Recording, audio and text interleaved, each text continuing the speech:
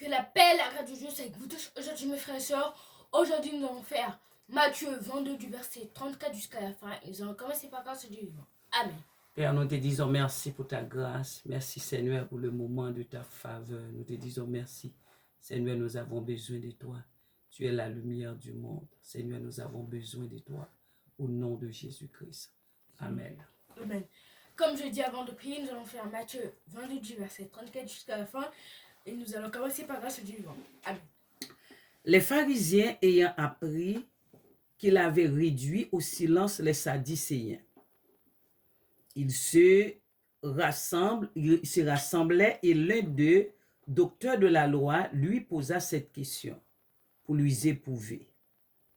Maître, quel est le plus grand commandement de la loi?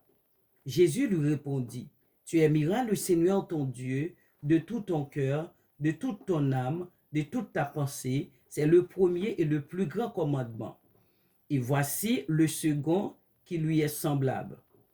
Tu aimeras ton prochain comme toi-même. De ces deux commandements dépendent toute la loi et les prophètes. Comme les pharisiens étaient assemblés, Jésus les interrogea en disant, que pensez-vous du Christ? De qui est-il fils? Il lui répondit, de David. Et Jésus leur dit, mais comment donc David, animé par l'Esprit, l'appelle-t-il Seigneur?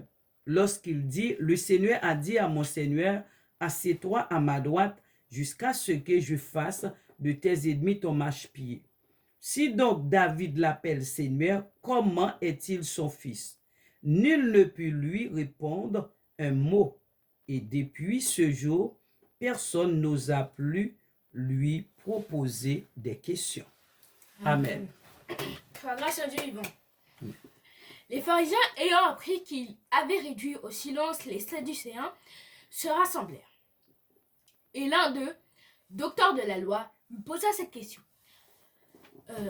Pour l'éprouver, Maître, quel est le plus grand commandement de la loi? Jésus lui répondit, tu aimeras le Seigneur, ton Dieu, de tout ton cœur, de toute ton âme et de toute ta pensée.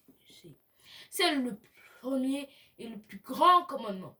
Et voici le second qui lui est semblable, tu aimeras ton prochain comme toi-même.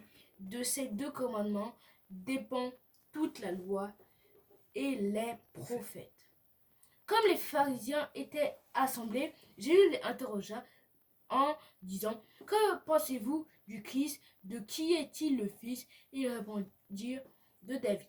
Et Jésus leur dit, comment donc David, animé par l'Esprit, l'appelle-t-il Seigneur? Lorsqu'il dit, le Seigneur a dit à mon Seigneur, assis-toi à ma droite jusqu'à ce que je fasse de tes ennemis ton marchepied. Si donc David l'appelle Seigneur, comment est-il son fils?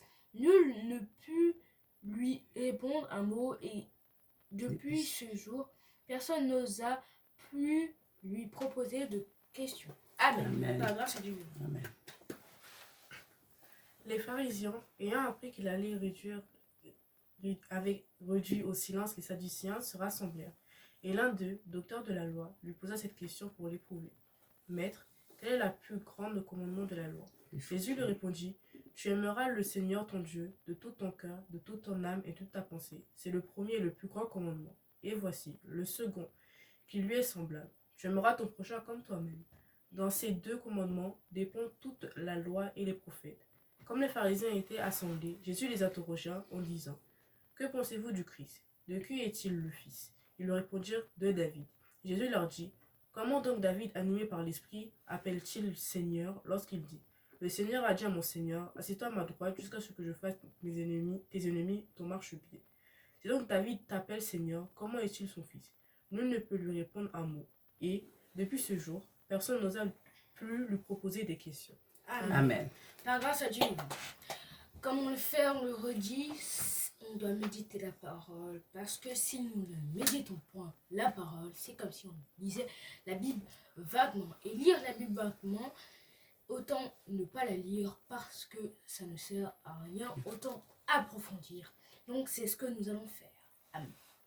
Les pharisiens ayant appris qu'il avait réduit au silence les Sadducéens, se rassemblèrent. Les pharisiens, ils ont appris que Jésus a réduit au silence les Sadducéens, donc les pharisiens ils se sont rassemblés. Et l'un d'eux, docteur de la loi, lui posa cette question pour l'éprouver. C'est-à-dire qu'il y avait un des éléments importants d'avant, c'était les docteurs de la loi, qui étaient des gens très respectés, très stricts, qui connaissaient la loi par cœur. C'est quelque chose qu'ils étaient forts dedans. Et ils voulaient tester Jésus, l'éprouver comme la vie pour voir est-ce que c'est vraiment lui ou juste parce qu'ils ne voulaient pas le croire, parce que tout le monde le croyait lui. Voilà. Maître, quel est le plus grand commandement de la loi? Il a demandé comme question quel est le plus grand commandement de la loi. Donc c'est une bonne question et c'est une question plutôt juridique parce que je dirais qu'il faudrait être un grand connaisseur, avoir bien approfondi toutes les lois, avoir réfléchi pendant des années, bon, pendant des mois ou des semaines à cette question. Mais je vous le rappelle que la personne qui pose cette question est un docteur de la loi, donc connaît la loi. Donc je pense, comme c'était pour l'éprouver, il voulait poser une question vraiment qui pense que c'est difficile et qui ne pourrait pas répondre. Jésus lui répondit, tu aimeras le Seigneur, ton Dieu, de tout ton cœur, de toute ton âme et de toute ta pensée. C'est-à-dire qu'il lui dit que Jésus répond avec une très sincérité, avec une grande foi en lui, en disant que tu dois aimer le Seigneur Jésus, le Seigneur le Dieu, pour le moment, parce que là, quand il n'était pas encore mort, il a dit tu l'aimeras de tout ton cœur, de toute ton âme, de toute ta pensée. C'est la seule chose qui doit être importante dans ta vie, la première chose, et que c'est la seule personne en qui tu peux te confier. En fait, tu dois te confier et aimer Dieu de toute ton âme et de tout ton cœur et de ta pensée. Mais est-ce que c'est facile d'aimer Dieu de tout ton cœur, de toute ton âme et de toute ta pensée? Non. Non. Aimer Dieu, c'est faire la volonté de Dieu. Voilà. C'est le premier et le plus grand commandement.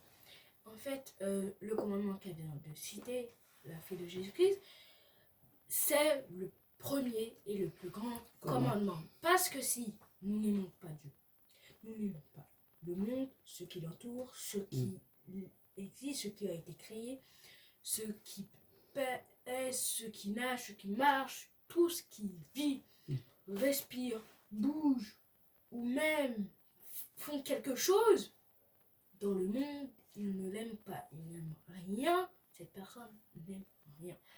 Car si nous n'aimons pas Dieu, comme si nous n'aimons pas notre vie. Eh bien oui. Pas aimer votre propre vie, c'est bizarre. C'est vrai. Et voici, le second qui lui est semblable, tu aimeras ton prochain comme toi-même. Ça veut dire qu'il y avait un second verset second commandement, qui était semblable à le premier qui disait tu aimeras ton Dieu comme toi-même. Il dit que tu aimeras ton prochain comme toi-même. C'est-à-dire que le prochain, une personne que tu connais ou tu connais pas, tu dois l'aimer comme toi tu t'aimes. Ça veut dire qu'il faut s'aimer d'abord avant d'aimer quelqu'un d'autre. C'est-à-dire que c'est pas très facile de s'aimer d'abord. Pour la parole de Dieu, beaucoup de temps pour toi-même et beaucoup de choses pour qu'on s'aime soi-même, pour qu'on aime une autre. Parce que si on n'aime pas une autre personne, ça peut pas marcher, on peut pas vivre avec d'autres personnes. Voilà. De ces deux commandements dépend toute la loi et les prophètes. Amen. De ces deux commandements qui ont été dits, donnés de Dieu à Moïse. Donc, de ces deux commandements, le premier le plus grand, le deuxième, une chose qu'on doit respecter dans la vie, c'est comme si ça faisait toute la fondation et toute la civilisation du monde. Amen. Donc, nous devons respecter et agir en fonction de ces deux commandements. Comme les pharisiens étaient assemblés, Jésus les interrogea. C'est-à-dire que Jésus il a dit, comme vous me posez des questions, je ferai la même chose, je vais vous poser des questions. Mais Jésus n'est pas comme eux, savent déjà comment ils sont les pensées, comment ils sont trucs. Jésus a dit, on va faire un truc assez compliqué pour eux pour voir s'ils peuvent répondre. Donc c'est gagnant-gagnant pour les questions. En disant, que pensez-vous du Christ? De qui est-il le fils? Ils répondirent de David. En fait, il leur a posé une question difficile. Ils ont dit, vous pensez quoi du Christ? C'est qui? C'est le fils de qui?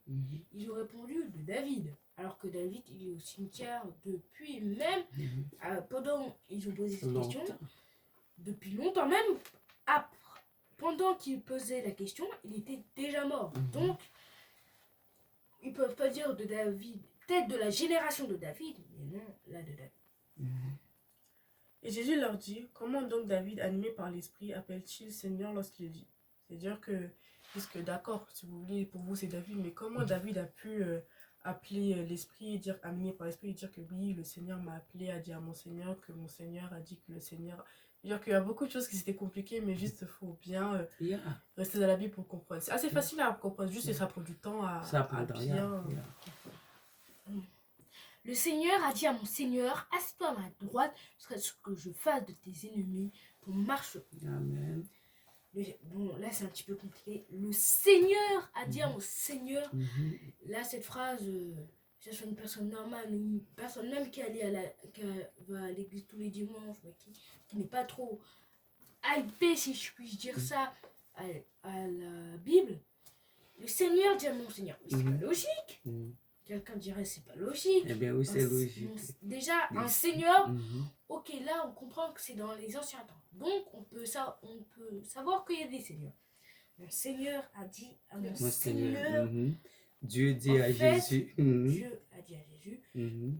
de Rester, assis-toi à ma droite Mhm. jusqu'à que je fasse de tes ennemis au Mhm. marche-pied. Mhm. Ça veut dire que il doit s'asseoir à la droite du trône. Mhm. jusqu'à Rester dans la qu'il gloire fasse de Dieu. C'est rester dans la gloire de Dieu. Dieu. Mhm. Donc jusqu'à qu'il fasse Jusqu'à ce que des ennemis de Satan, des Mhm. méchants du monde, son marche-pied, c'est-à-dire jusqu'à qu'il les ait tous éliminés, Mhm. jusqu'à qu'il a rangé la paix au monde. Mhm. Donc, voilà. Amen. D'accord.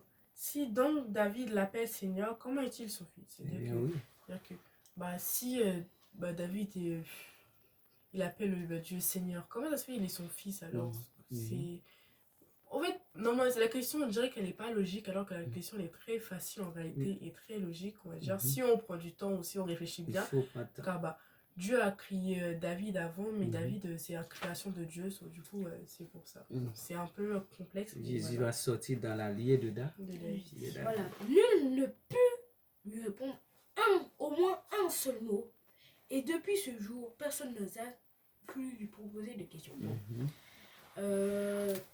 Bien sûr, comme c'était une question difficile et c'était une question que seul l'Esprit de Dieu et Jésus-Christ puisse répondre, donc personne n'a parlé et depuis ce jour, personne lui a reposé de questions. Alors qu'à chaque fois qu'il y a ce genre de parabole ou de questions de rivalité entre les pharisiens et Jésus, à chaque fois il dit ça et pourtant quelques jours après ils vont quand même venir avec une foule pour poser des questions.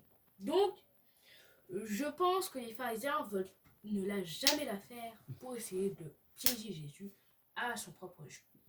Mais bien sûr, c'est le roi le Seigneur des Seigneurs. Personne ne pourrait piéger. Jésus-Christ est le Seigneur des Seigneurs et le roi des. Ouais. En plus, il ne se laisserait pas faire parce que c'est lui qui a tout créé. Il sait qu'est-ce qui va se passer, donc il ne va pas se laisser.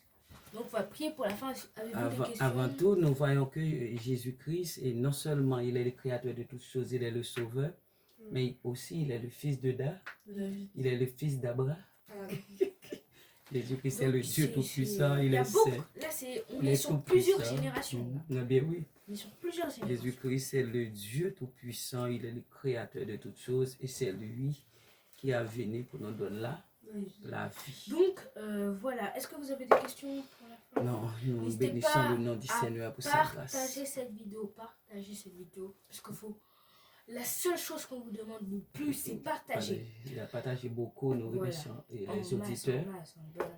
Parce que c'est une des seules raisons qui nous a obligés, qui nous a permis et obligés de faire ces vidéos, c'est pour partager la parole de Dieu. Amen. Donc, n'hésitez pas à partager, commenter si vous avez des questions envers. Bon, là, je pense qu'il y aura beaucoup de gens qui vont commenter parce que je pense qu'ils ne vont pas comprendre le Seigneur a dit à mon Seigneur. Donc, voilà.